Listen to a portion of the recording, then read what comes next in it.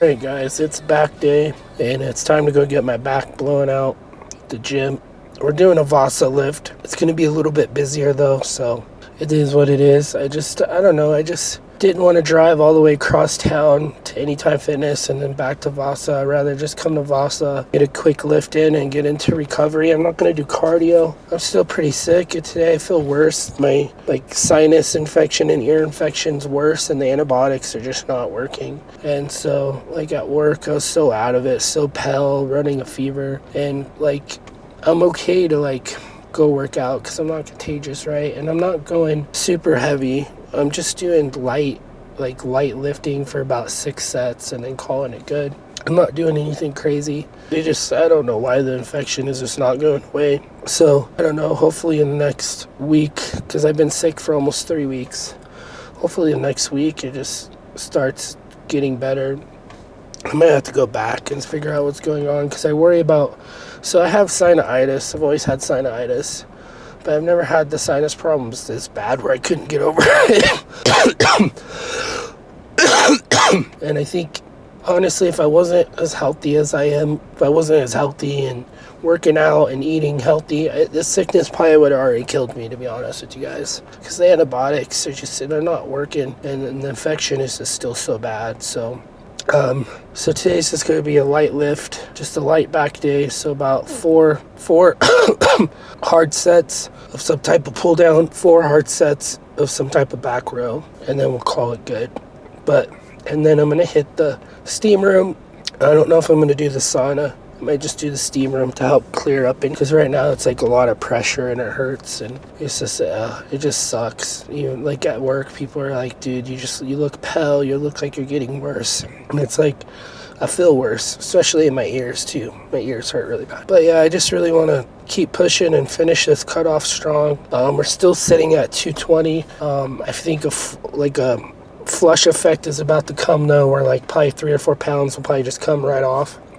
So when you're weighing yourself, sometimes you'll see if you've been on point and even under calories. So one day all of a sudden you might go up a pound, and then where fat is around your belly and stuff, it might feel more squishy and more watery. That means you got a flush coming. That means that the body burned that fat, put water there temporarily, and then you're gonna breathe it out at night, and then the next day you're just gonna flush, and you're gonna lose 3 pounds. And so don't get discouraged. As long as you've counted every single calorie, you didn't hide any calories from your calorie counter, you've been 100%. The scale will be stingy sometimes, and just keep consistent and it'll start going down. If it doesn't go down for over a couple weeks, then you just need to drop your calories another 100 or up your activity level. But I recommend just dropping the calories, because I feel eating 100 less calories is easier than burning 100 calories.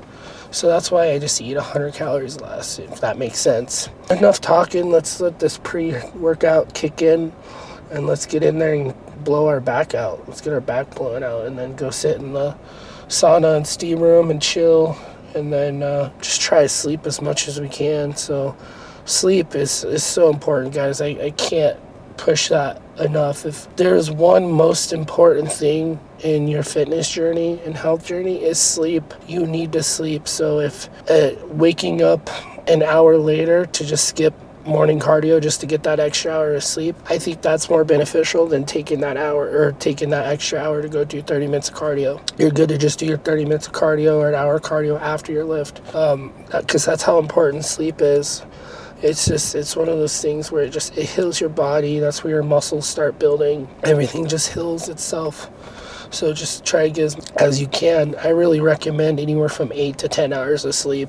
People might say that's crazy, but honestly, that's what I totally recommend. And you can't really get 8 to 10 hours of sleep, because then you're like, well, dude, I got to go to work and then hit the gym. I got traffic. You'd probably be better off only hitting the gym 3 days a week and doing it a full body days, to be able to prioritize your sleep. You know what I mean? Like, you don't have to go to the gym every day. You can go to the gym 3 times a week, do a full body workout. You can do an upper and lower split, like whatever works best for your schedule. Like, I was helping out some of the police officers at work where they're like, dude, I work detentions, you know, I work 12 hours. So I do get 4 days off. And I'm like, dude, you're 4 days off. Be in the gym, right? You're 3 and 4 days off. That's when you hit your gym. So you can do an upper and lower split and then call it good. And you don't have to go to the gym on work days, right? You can just go to the gyms on your 3 and 4 days off. So, and then one day they also get a half day. So it's kind of cool how it works. At my police department that I work for,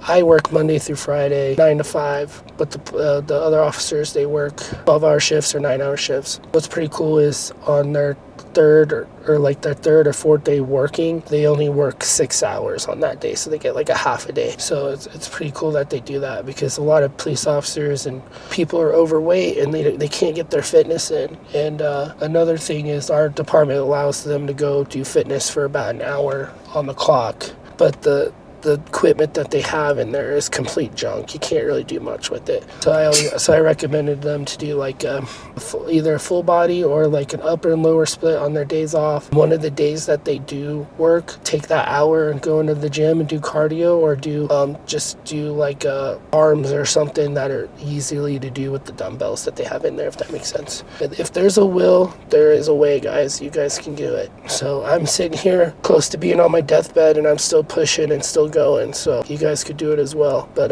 let's get in there and get started.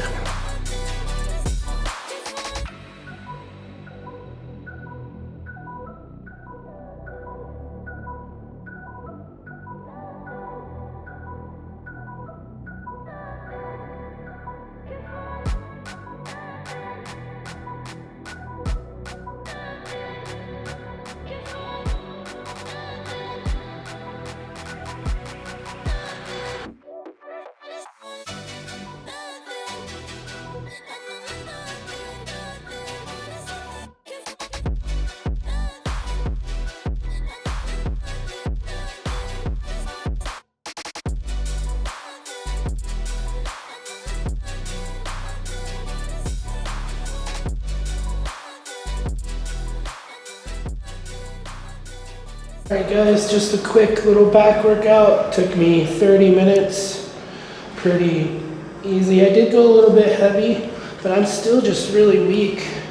I can't do as much as I used to, and I'm just like, my whole body just feels so weak, man. It really sucks. It really, really sucks, and it's just getting to me mentally. I feel like something else is going on other than this respiratory or whatever upper infection in the sinus. Just the way, I've never felt this way before.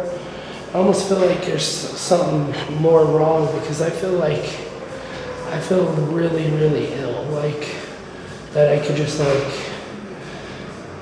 croak. I don't know. It's very, very weird. Like, you know, when you just feel like something's seriously wrong with your body, but then you keep going to the ER. I don't know if you ever had this. And they just go, oh, it's just your sinus. You'll be better in 3 days. And then it's like 3 weeks later, you know, you become sepsis or whatever, and it gets in your bloodstream and you die.